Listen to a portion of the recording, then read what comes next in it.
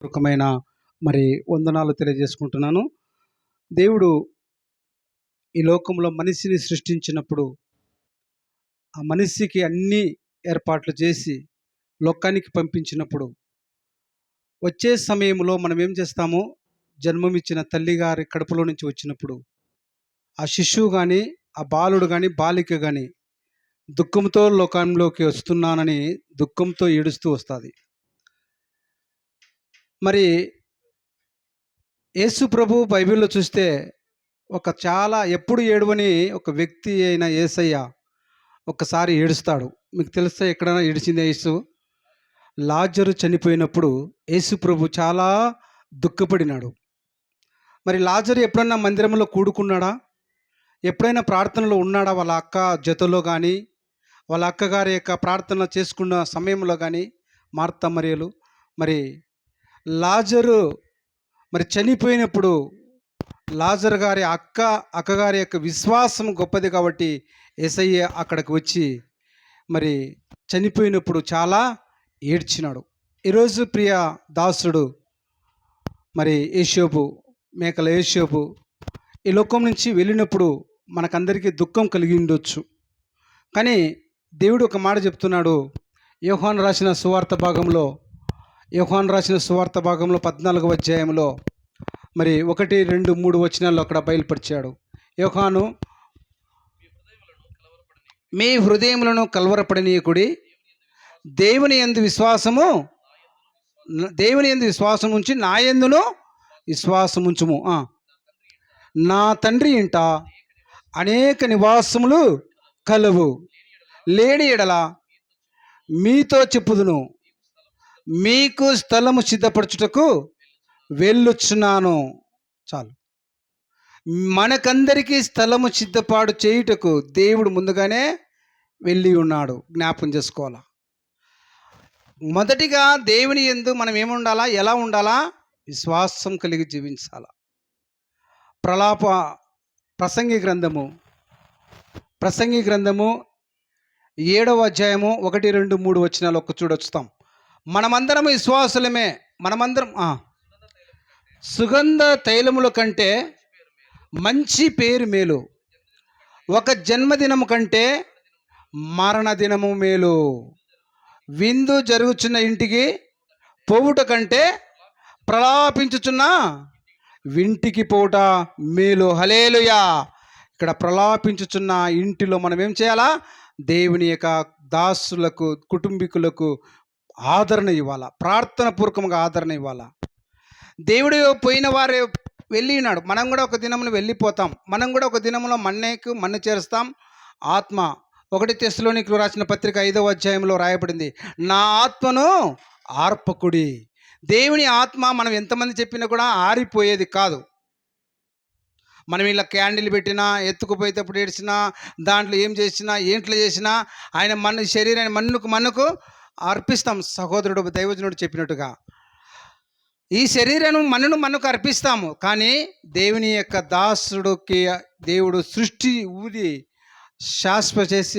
సృష్టి చేసిన ఆ ఆత్మ మాత్రం ఆరిపోదని అపొస్తలుడైన పౌలు తెస్సలోనిక సంఘములో బయలుపరిచినట్టుగా మనకు బయలుపరుస్తూ ఉన్నది. 5వ అధ్యాయంలో ఉండొచ్చు. ఆత్మను ఆర్పకుడి. మరి ఆత్మను ఆర్పకుడి అని మనము కొందరు అనుకోవచ్చు. ఎందుకు మళ్ళీ యేషోబును సడన్గా మరణించినాడని ఒక ఎగ్జాంపుల్ తీసుకోవచ్చు. దేవుడు ఇంకొక మాట చెప్పినాడు, ఎన్నిసార్లు చెప్పినా కూడా వినని ఎడలా. హల్లెలూయా, హల్లెలూయా. ఎన్నిసార్లు చెప్పినా కూడా వినని ఎడలా హఠాత్తుగా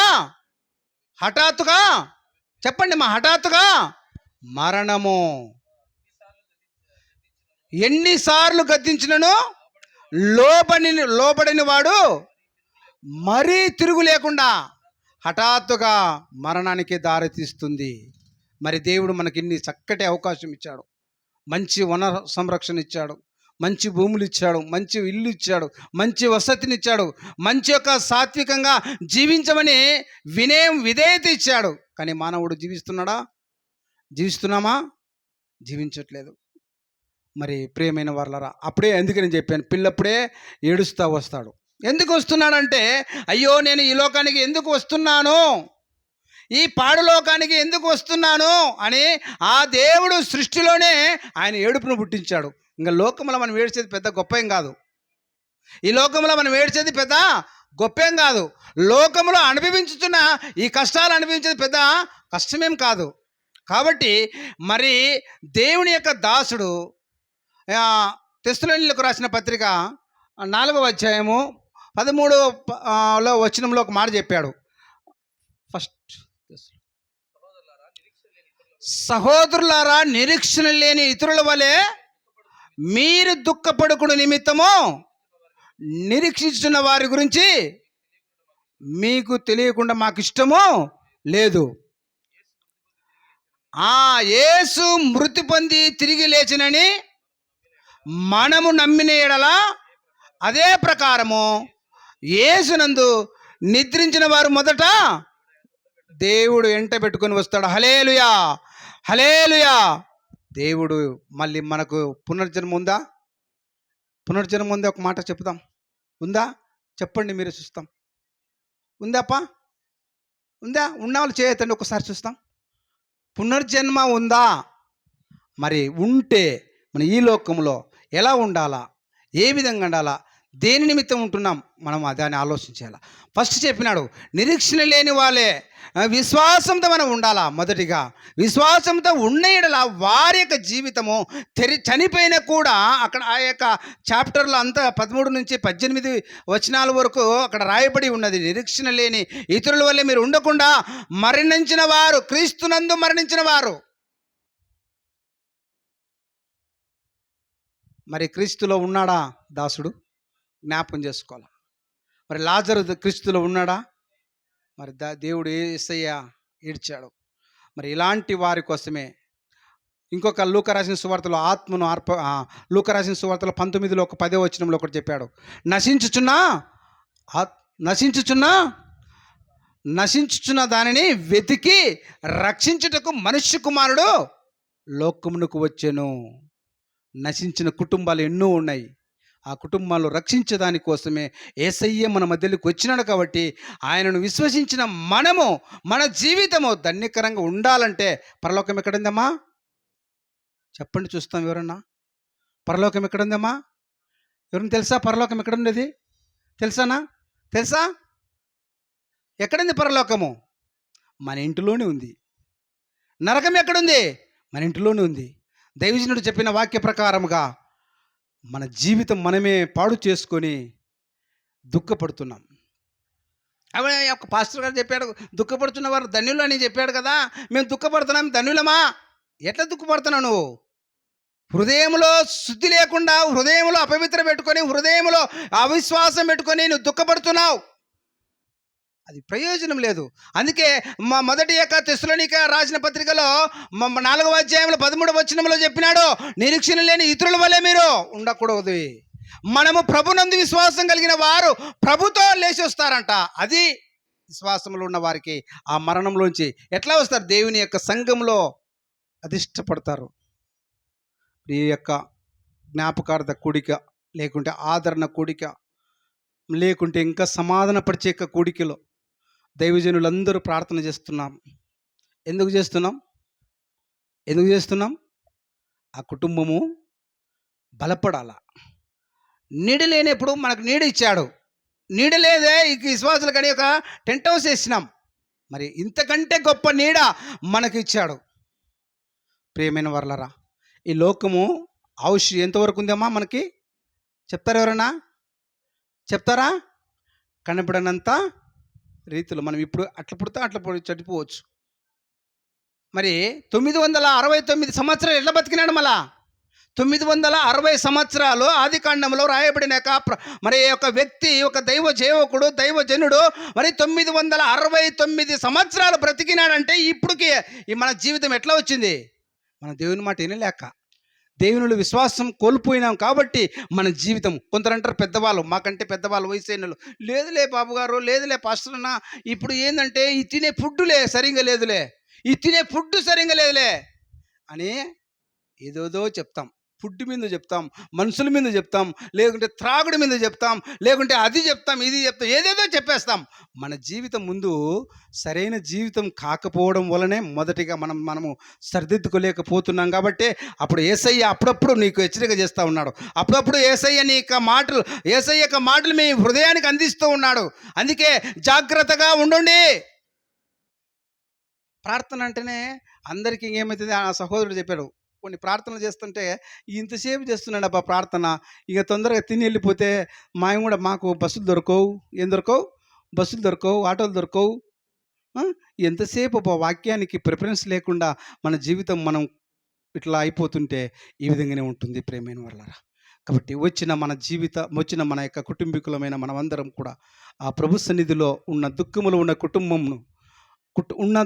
ఉన్న కుటుంబాన్ని చనిపోయిన వాని గురించి కాదు నేను చెప్పేది. చనిపోయిన వాని గురించి మనకు సంబంధం లేదుగా, అది ఇక్కడ సంబంధం లేదు, ఆయన చూసుకుంటాడు అది. ఇప్పుడు నేను ఈ లోకంలో ఉన్నా, నాకు కావాల్సింది ఎవరు? ఆయన యేసయ్య కావాలా. నాకు కావలసిన బంధుమిత్రులు, ఆత్మీయమైన మరి జీవంలో నడిపించేది ఆ తండ్రి. కాబట్టి ఆ తండ్రిలో ఈ కుటుంబాన్ని ఓదార్చే ప్రార్థనతో మనం గడపాలా. ఆ ప్రార్థన ఓదార్పునే ఈ కుటుంబానికి ఒక ఆదరణగా ఇవ్వాలి. అప్పుడు ఆ దేవుడు మనమందరం కలిసి ప్రార్థించగా, పౌలు గారు చెప్పారు, అందరూ కలిసి ప్రార్థించగా, సంఘం అంతా కలిసి ప్రార్థించగా ఏం జరుగుతుంది?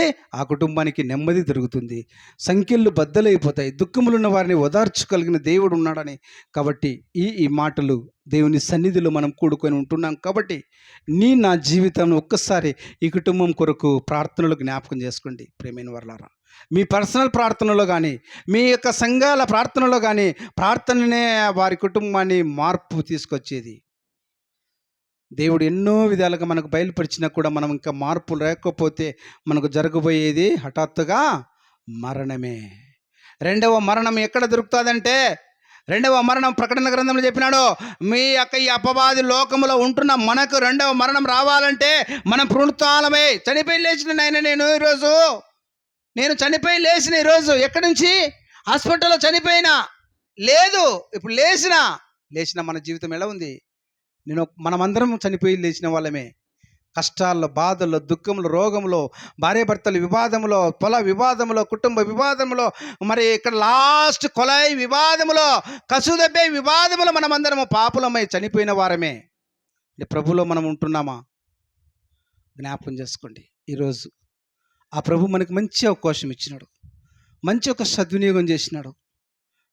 ఈ అవకాశాన్ని సద్వినియోగంగా మనగా ఉపయోగించుకొని ప్రభు సన్నిధిలో మనము ఏకీభవించుకుందాం.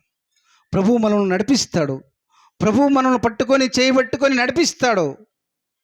అందుకే చెప్పాడు ఒక మాట, 119వ కీర్తన గ్రంథంలో 105వ వాక్యంలో మనకి ఎలాంటి ఒక వెలుగునిస్తున్నాడు చూడండి మన పాదములకి. నీ వాక్యము నా పాదములకు దీపము, నా త్రోవకు వెలుగై ఉన్నది. హల్లెలూయా, హల్లెలూయా. మన దేవుడు మనకు వెలుగు ఇచ్చేవాడు ఉన్నాడు. ఆ వెలుగులో మనం ముందుకు కొనసాగితే, మన ప్రయాణం అంతా దేవునికి సమర్పణ చేసుకుంటే, కొందరు అనుకోవచ్చు, ఎప్పుడు ప్రార్థనేనా? అత్తగారు కోడళ్ళ ఇంట్లో ఉన్నప్పుడు ఎప్పుడు ప్రార్థనేనా? విశ్వాసం చూసిన వాళ్ళమ్మ తల్లి బంగారక్క. మరి దావీదు ఉదయం, మధ్యాహ్నం, సాయంత్రం ప్రార్థన చేసుకున్నాడు.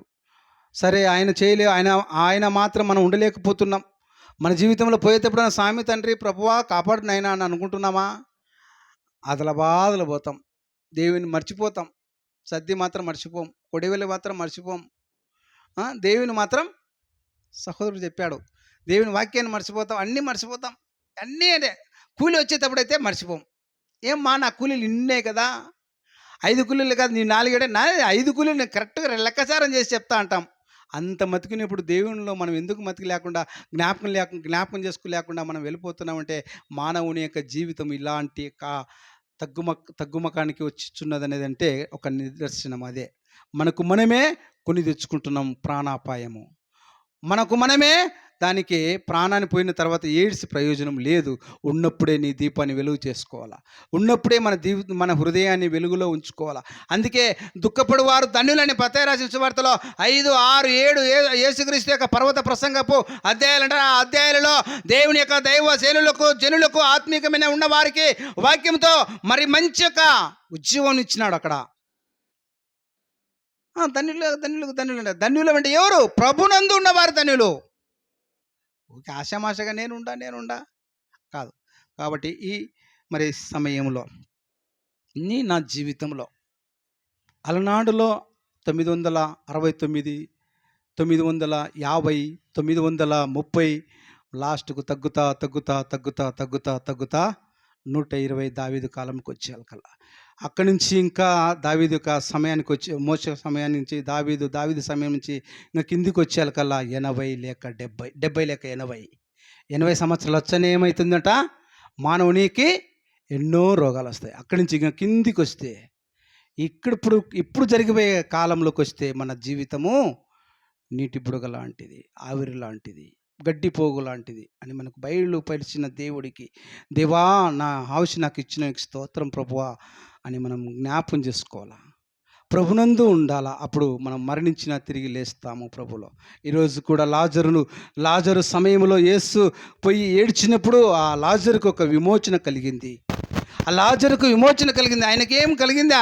బాప్టిజం లేదు, ప్రభులో లేడు, ఏదంటే లేడు. అలాంటి గొప్ప లాజరు దేవుని సన్నిధిలో ఆత్మికంగా మరి తిరిగి లేచాడు.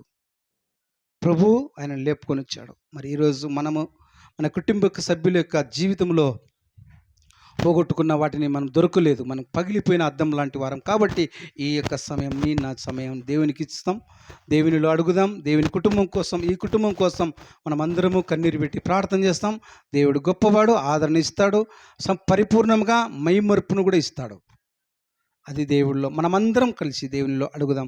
దేవుని సన్నిధిలో ఈ అవకాశం ఇచ్చిన దైవజనులు, స్థానిక దైవజనుల గారికి హృదయపూర్వకముగా నా యొక్క వందనాలు తెలియజేసుకుంటూ